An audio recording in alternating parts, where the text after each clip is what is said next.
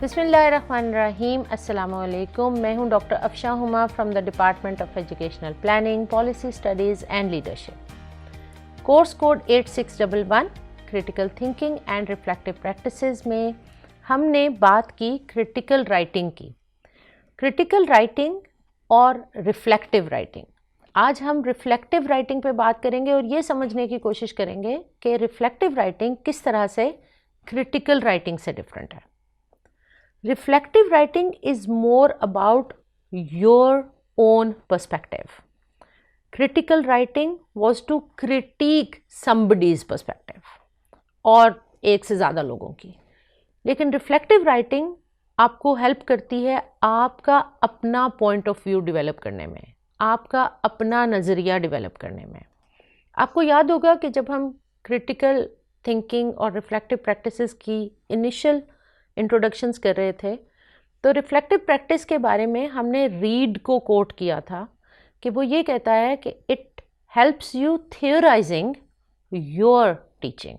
इसका मतलब ये था कि आप रिफ्लेक्टिव प्रैक्टिशनर के तौर पे एक ऐसी स्टेज पे पहुंच जाते हैं कि आप अपने नज़रियात डेवलप करते हैं, आप अपनी थ्योरी डेवलप करते हैं।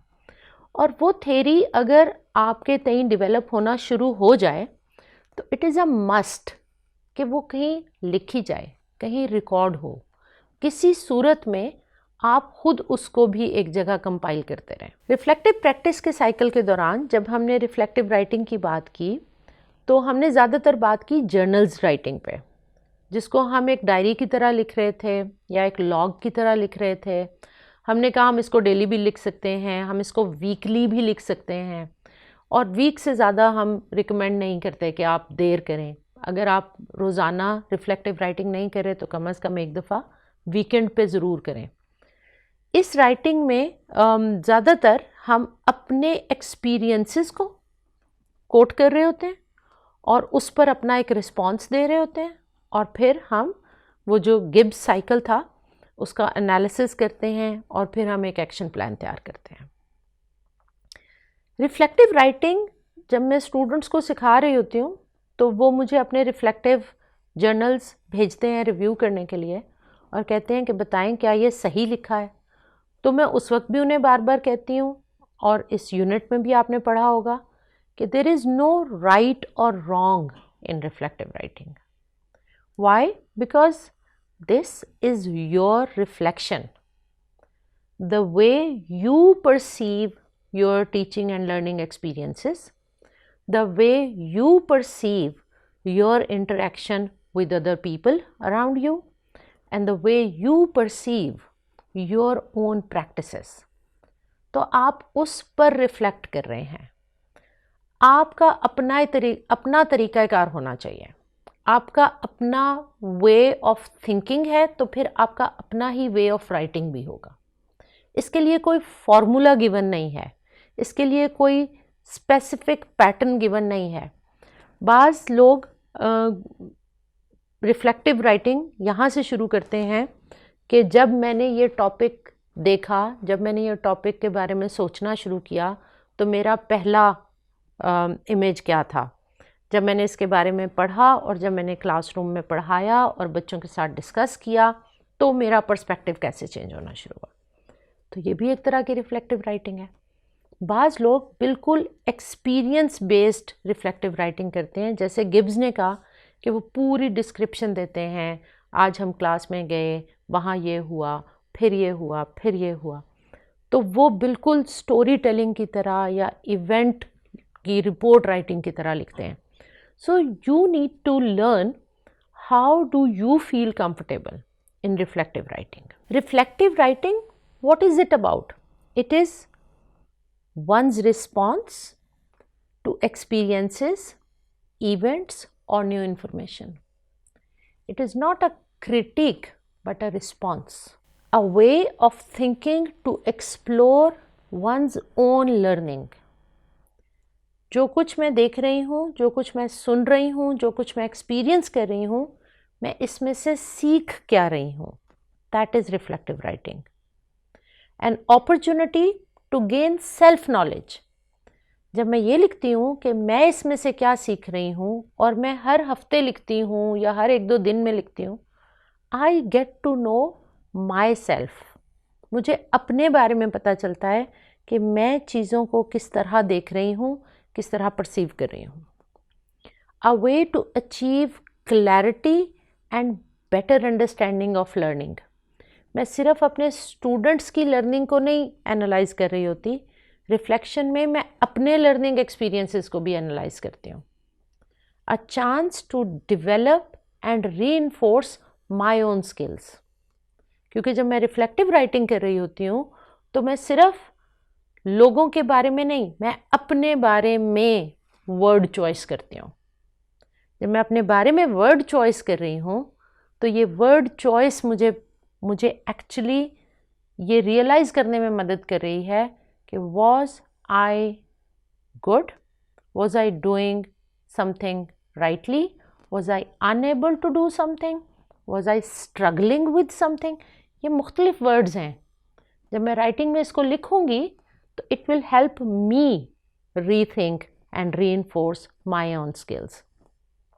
And last but not least, it is a way of making meaning out of what has happened. It is a way of making meaning of what you have come across.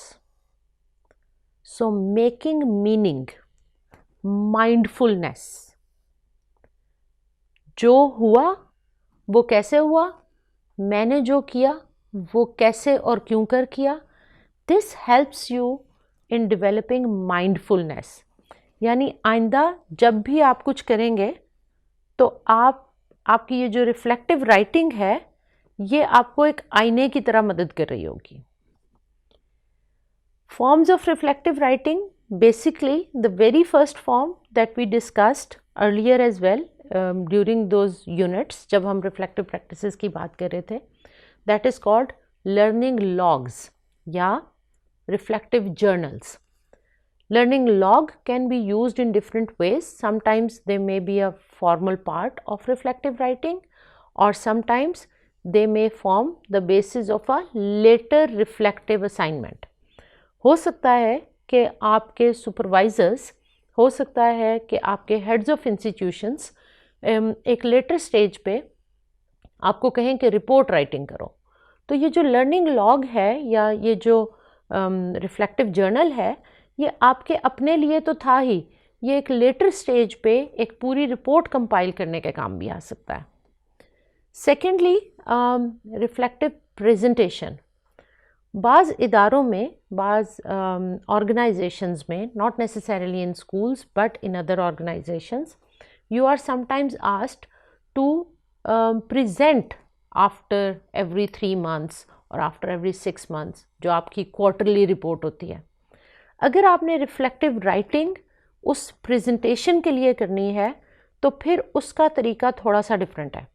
उसका तरीका इसलिए different है कि अब presentation के पहले आप हिस्से डिफाइन करेंगे कि क्या हम प्रेजेंटेशन में पहले समरी ऑफ द क्वार्टर दे रहे हैं, फिर बता रहे हैं कि what were the achievements, where do we succeed, and then we are telling कि कहाँ सक्सेस नहीं हुई, कहाँ चैलेंजेस आए और हमें आइंदा के लिए क्या लाया अमल तैयार करना है। तो फिर हो सकता है आप उसको इस तरह से प्रेजेंटेशन के पर्सपेक्टिव में लिखें भी और डिज़ाइन भी करें। Last but not the least is some people like myself do reflective essays. अब रिफ्लेक्टिव एसे जब जिसको हम कहते हैं तो वो सिर्फ मैं अपने लिए नहीं लिखती, वो मैं एक लार्जर ऑडियंस के लिए लिखती हूँ। जैसे क्रिटिकल राइटिंग में भी हमने कहा था कि क्रिटिकल राइटिंग की एक लार्जर ऑडियंस भी हो सकती है जब आप किसी किताब की क्रिटिक लिखते हैं या किसी लिटरेचर का रिव्यू लिखते हैं। सिमिलरली रिफ्लेक्टिव राइटिंग में भी जर्नल्स लिखना अपने लिए है, प्रेजेंटेशंस के लिए लिखना आपके इदारे के लिए है, लेकिन रिफ्लेक्टिव एसे लिखना एक लार्जर ऑडियंस के लिए है, क्योंकि एसे लिखने वाला इसको कहीं ना कहीं पब्लिश कर रहा होगा, चाहे तो वो किसी वेबसाइट पे पब्लिश कर रहा हो, चाहे वो उसको एक ब्लॉग की सूरत में रखे या वो किसी मैगज़ीन में पब्लिश कर रहा हो सकता है आपके इंस्टीट्यूशन का कोई रिसाला या कोई ऐसा जर्नल निकलता हो, तो फिर रिफ्लेक्टिव एसेज लिखे जाते हैं. Now reflective essays have to have a technical tone in it.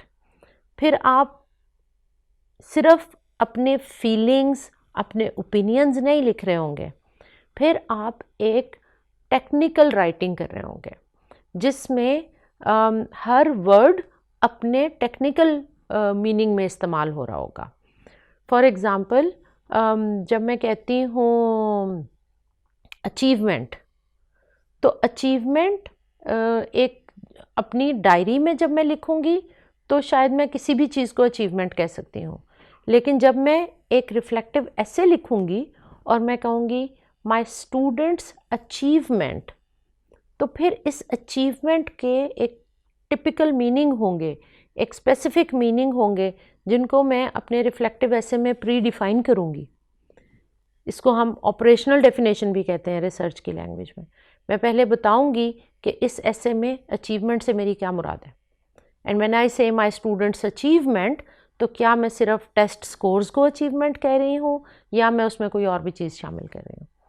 तो रिफ्लेक्टिव ऐसे is more of a technical writing, and that has to be written in such a way, in such a form that people may be able to draw same meanings. ये ना हो कि पढ़ने वाले मुख्तलिफ लोग उसके मुख्तलिफ मीनिंग ले लें, क्योंकि वो ऐसे है और वो आप पब्लिश करने जा रहे हैं.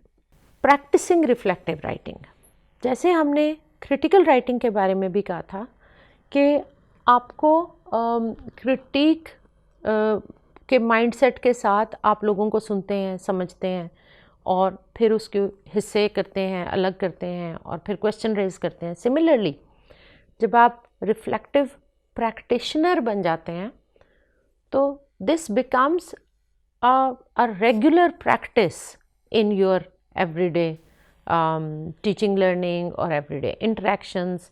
ये आपकी इतनी रेगुलर प्रैक्टिस बन जाती है that you urge to find out time of the day or at the weekend कि मैंने बैठना है और मैंने इसको लिखना है. And the more you write, the better you perform in reflective writing and the better reflections you made.